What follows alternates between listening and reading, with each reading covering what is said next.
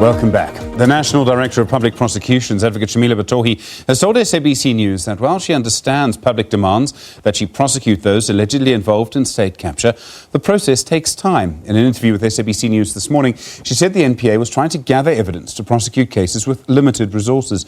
She also says she was closely watching the situation regarding violence against foreign nationals.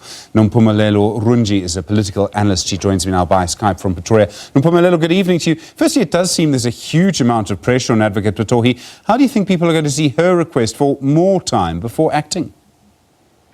Well, I suppose given all the information and details that have come out of the Zondo Commission, for ordinary people, it would sound strange to hear the National Director of Public Prosecution saying she needs more time, or the prosecution authorities need more time to build watertight cases. And that's what she said throughout the interview. She made emphatic reference to this issue of gathering evidence so that they have watertight cases. Well, of course, the process of getting from allegations to gathering evidence to getting cases into court is a very complex process.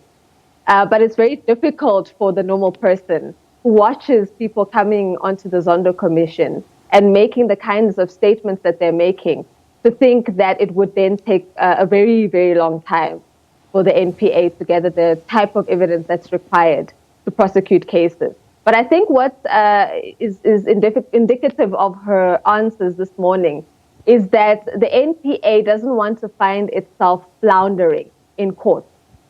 These are very important cases. These are cases that have much public interest. And she wants to make sure that the NPA doesn't become the laughing stock when they get to court with these major allegations against very high-ranking politicians and public officials. And then they get there and they're able to actually put forward a case that is strong enough to get the prosecutions and the sentences that they would be looking for. Okay, so what you're saying is the big risk, they go after one of the big names, one of the people who's we've seen evidence against at the Zondo Commission, or even someone, about which there is reporting about alleged wrongdoing now, and they get it wrong. The NPA, in a way, considering where we are, might actually just not recover legitimacy after an incident like that. Of course, it may actually backfire for the NPA, given the kind of context that surrounds them currently. Obviously, one of the biggest challenges that Advocate Batohi faces is the challenge of credibility and legitimacy of this institution that is, was devastated by political interference over the last decade or even more, actually. So to then prosecute politically, emotive cases and get to court and not be able to actually get the kinds of sentences that the public is actually looking for. We're looking for consequences for state capture. And should it not be the case, should judgments not follow and consequences not follow, it will be a great crisis for the NPA.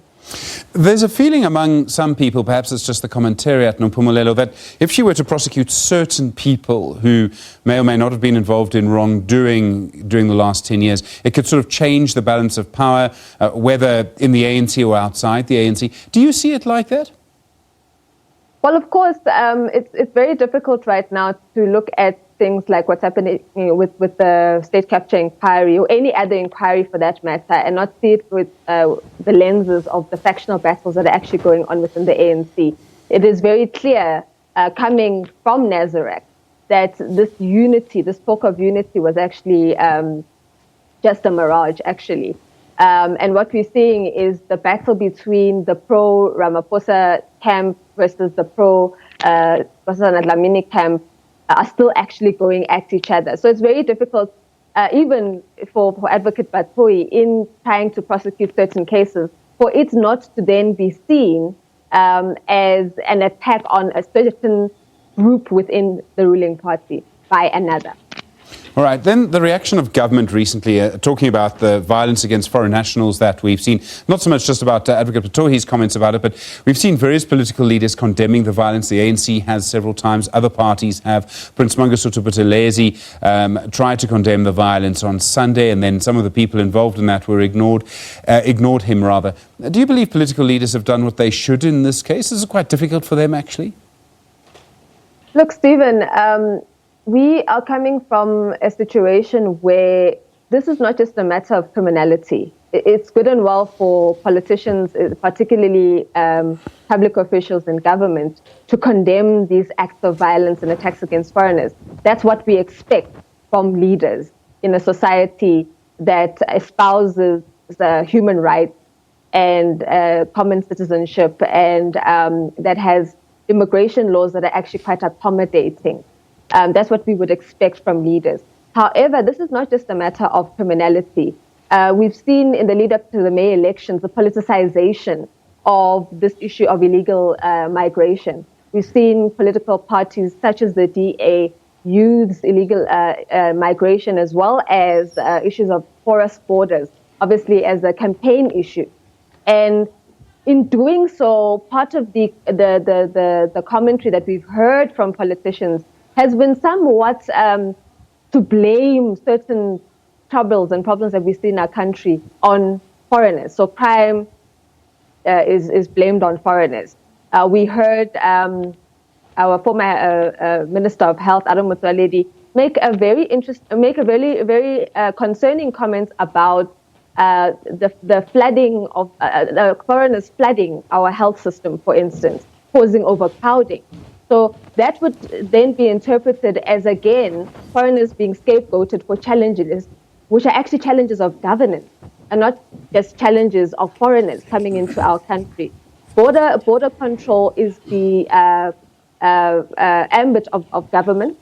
Laws have to be enforced. We have laws in this country about migration. There are legal ways to come into our country. Why are those laws not enforced? When it comes to other issues, we've heard our leaders talk about, socioeconomic issues. Minister Naledi Pandor was saying that we can't discount the inequalities that were produced by apartheid and how it is that they've affected poorer communities and thereby leading to a contestation of scarce resources, etc. But those as well are issues of governance.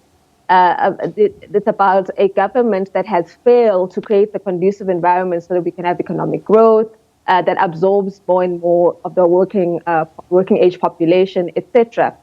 So I don't think condemnation is good enough at this stage. This is a reflection of failures, decades of failures in addressing our socioeconomic issues, which is now boiling over, and foreigners are being scapegoated. Nompumelelo Runji, thank you very much indeed. Political analyst there via Skype from Pretoria.